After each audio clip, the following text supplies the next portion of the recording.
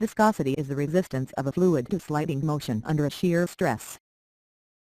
Consider the shown large flat plate that is being pulled on the surface of the shown fluid at a constant velocity, which we denote as capital U. It is separated from a large parallel flat wall at the bottom of the fluid container by a small distance, capital Y. The surface area of the plate that is in contact with the fluid is denoted by capital A.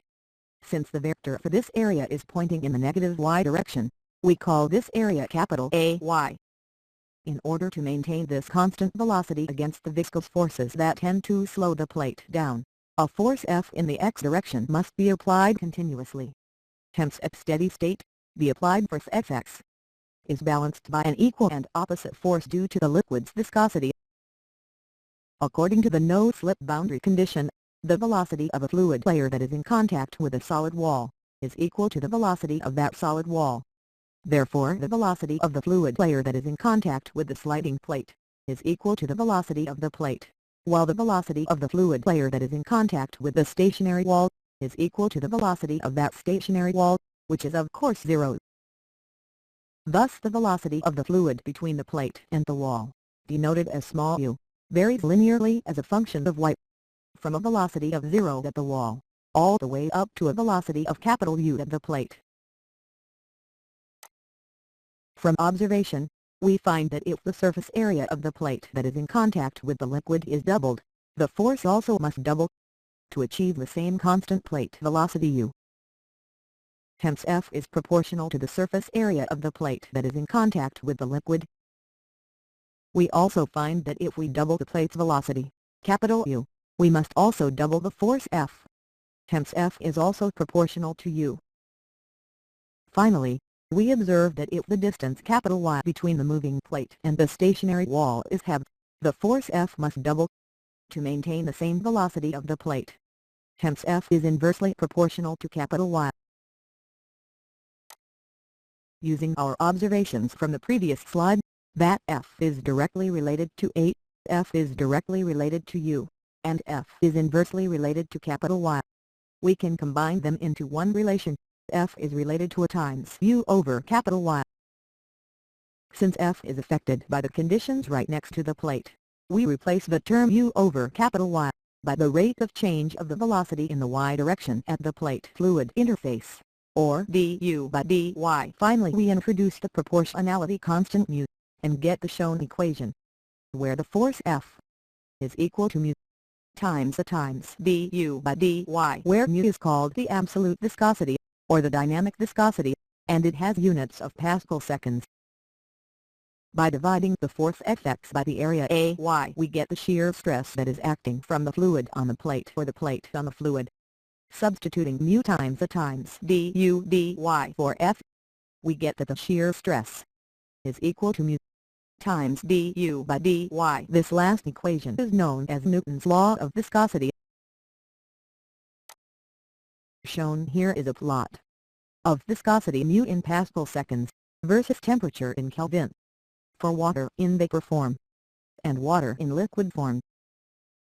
Notice that the white scale of the graph is logarithmic in order to better show the trend in the viscosity versus temperature of both liquid water and water vapor. Despite the large difference between the viscosities of these two water phases, to switch to a linear y-axis scale, you can click on the button under the graph. This plot will be used in the explanation of the origins of viscosity. Viscosity originates from two main physical phenomena: molecular cohesion, which dominates in liquids, and molecular momentum interchange, which dominates in gases.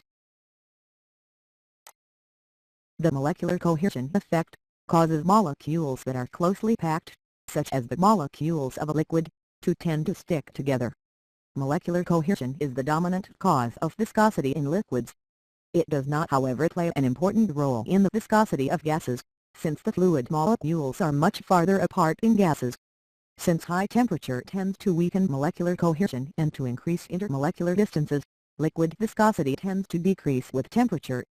As can be seen on the shown figure of the viscosity of liquid water versus temperature.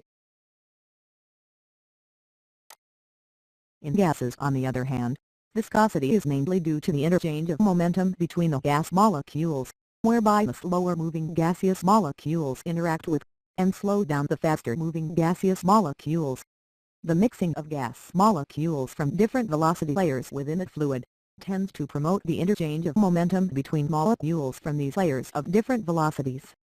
Since temperature increases this random mixing motion within fluids, gaseous viscosity tends to increase with temperature, as can be seen from the shown figure for the viscosity of water vapor versus temperature.